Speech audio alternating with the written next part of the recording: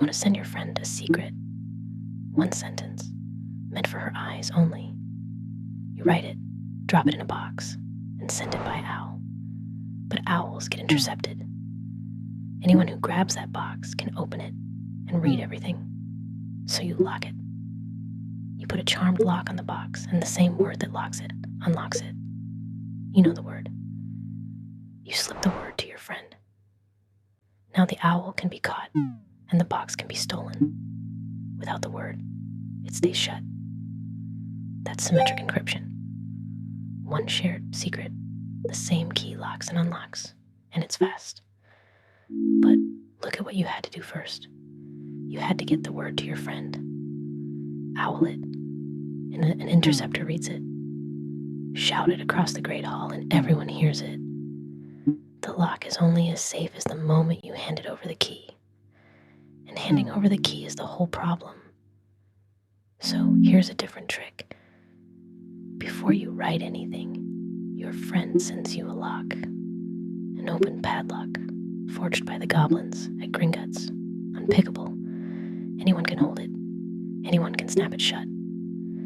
But only she owns the key that opens it, and that key never leaves her vault. You put your letter in the box, click her padlock closed, and send it back. Now it doesn't matter who catches the owl. The padlock can't be picked, and the only key that opens it is sitting in Gringotts. You never shared a secret. You never had to. That's asymmetric encryption, a matched pair, a public padlock anyone can lock, and a private key only the owner can open. Keep the line clean. Symmetric is one shared key, fast, but you have to deliver it safely. Asymmetric is a key pair, slower, but nothing secret ever has to travel. One key, or two, that's the whole question. Asymmetric is clever, but it's slow, too slow to lock up a whole library. And sometimes you don't want to send a secret. You both want to end up holding the same one. So you brew for it. You and your friend start from the same base potion. Everyone can see it. It's no secret. Each of you adds one private ingredient in the back of the room where no one's watching. Then you swap cauldrons. She stirs her secret into yours. You stir yours into hers. And here's the magic. You both finish with the exact same potion. Anyone who watched the swap saw 2 half-brewed cauldrons go by, but you can't unstir a potion. They can't pull the secret ingredients back out, so they can't reach the final mix. You two share it. Nobody else can. That's a key exchange. Diffie-Hellman, agreeing on the same secret over an open channel without ever sending it. And that's how it really works. You use the slow padlock or the potion once, just to agree on a shared word, then switch to fast symmetric locking for everything after. Now sometimes you don't want to hide a message at all. You want to prove it wasn't touched. There's a charm for that. Run any message through it, 1 word or a 1,000-page spellbook, and it prints a short, fixed line of runes, a fingerprint. Same message in, same runes out, every time. Change 1 letter, and every rune changes, and it runs one way only. No counter charm turns the runes back into the message. That's hashing. It isn't encryption.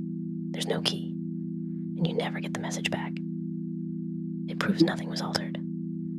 If the runes still match, the message is untouched. It's how Gringotts stores your vault password, not the word, just its fingerprint. So a thief who steals the ledger steals runes, not passwords. They even stir a pinch of random dragon dust into each one, a salt. So 2 wizards with the same password still get different runes, and keep these 2 apart. Encryption is reversible. The right key gets the message back, and it gives you confidentiality. Hashing is one way, nothing gets it back, and it gives you integrity. Encryption hides. Hashing proves. Last one. A letter arrives, sealed in wax, stamped with your family crest. Everyone at the table knows that crest on sight, but only your signet ring can press it. So the seal says two things at once. The letter is really from you, and no one opened it on the way, because a broken seal doesn't lie. That's a digital signature. And watch how it's built, because this is the easiest place to get turned around. Remember the padlock. To send you a secret, someone locks it with your public padlock, and you open it with your private key. A signature runs the other way.